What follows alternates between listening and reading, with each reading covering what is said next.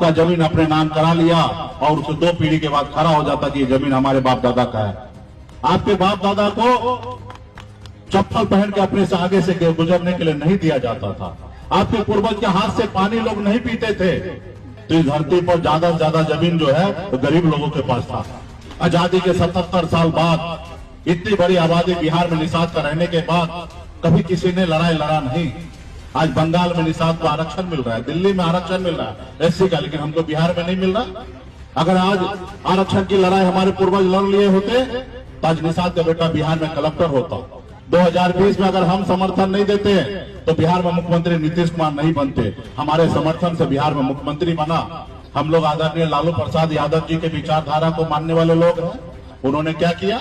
आपका विधायक खरीद लिया, आपको सरकार से बाहर कर दिया। जो सरकार आपने बनाया, जो हमारे इधर बैग उठाता था, पार्टी में काम करता था, जिसको राजनीति में हम लाए, उसको आज भारत सरकार में मंत्री बना दिया, इसलिए क्योंकि मुकेश सहनी को खत्म करना है। इस संसार में बहुत चालाक लोग हैं।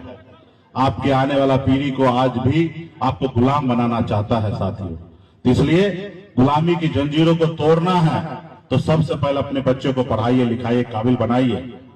पढ़ाई शिक्षा वो चीज है, आपके 2 आंख है लेकिन आप पढ़े लिखे नहीं हैं तो आप कुछ भी लिखा है तो आप पढ़ नहीं सकते हैं।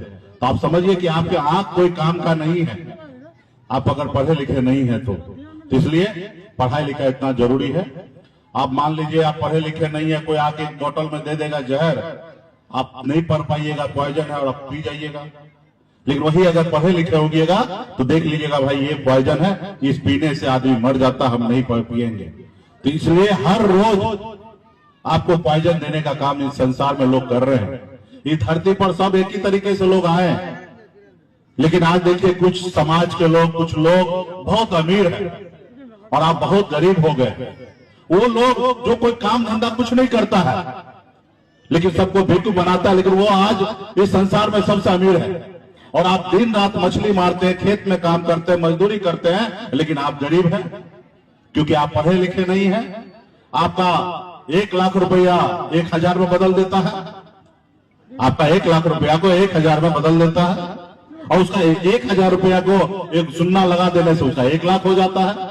और इसी तरीके से आपके पूर्वज को तबाह किया गया, खत्म किया गया।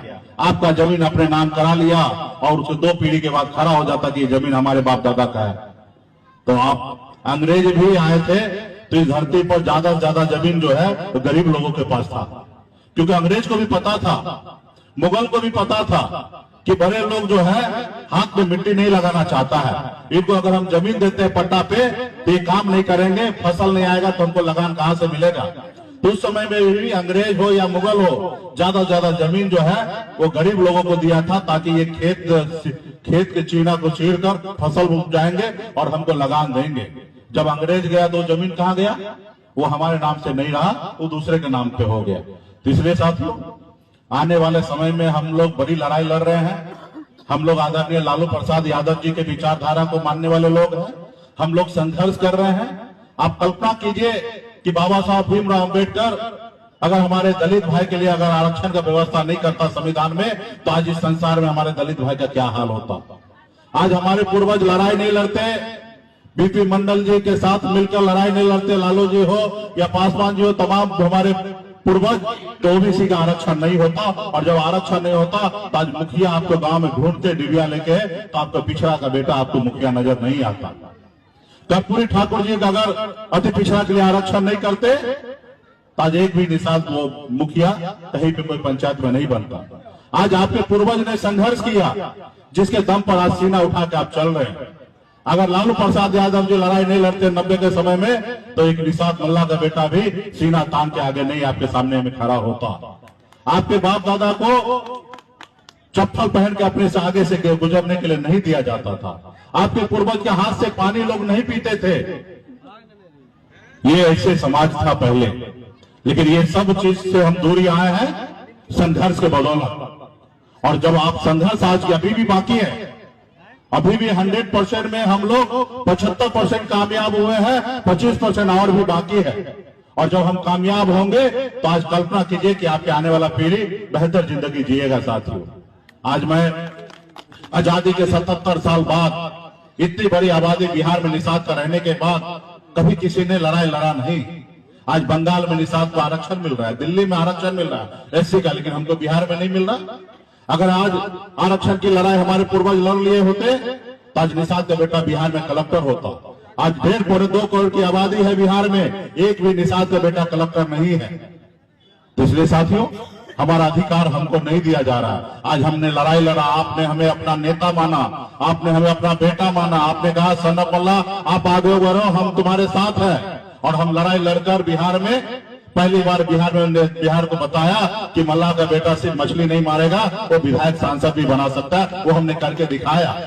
और जब हमने 4 विधायक बनाया 2020 में, अगर हम समर्थन नहीं देते तो बिहार में मुख्यमंत्री नीतीश कुमार नहीं बनते। हमारे समर्थन से बिहार में मुख्यमंत्री बना, लेकिन उसको अच्छा नहीं लगा। वो हमारे पूर्वज को, बाप दादा को गुलाम बना के रखा था, पैरों तले दबा के रखा था। उनको अच्छा नहीं लगा कि एक मुकेश सहनी मंत्री बन गया, 4 विधायक बनाया, कल 40 बनाएगा, कल 100 बनाएगा। इसको रोको, अगर नहीं रोकोगे तो ये जंजीर तोड़कर आगे निकल जाएगा। उन्होंने क्या किया? आपका विधायक खरीद लिया, आपको सरकार से बाहर कर दिया, जो सरकार आपने बनाया। साथियों, ये मुझे नहीं रोक रहा था, वो आपको रोकना चाहता है। मुझे तो आज समझौता कर ले तो कल भारत सरकार में मंत्री बना देंगे हमको। जो हमारे इधर बैग उठाता था, पार्टी में काम करता था, जिसको राजनीति में हम लाए, उसको आज भारत सरकार में मंत्री बना दिया, इसलिए क्योंकि मुकेश सहनी को खत्म करना है। उनको कोई लड़ने वाला आदमी नहीं चाहिए, उनको गुलाम चाहिए। जिनको 2020 में हमने हरीश सहनी को टिकट दिया, आज उसको बिहार सरकार में मंत्री बना दिया। क्यों? क्योंकि पता है कि बिहार में मल्लाह का बेटा से कोई लड़ नहीं सकता। अगर कोई लड़ेगा तो उसी का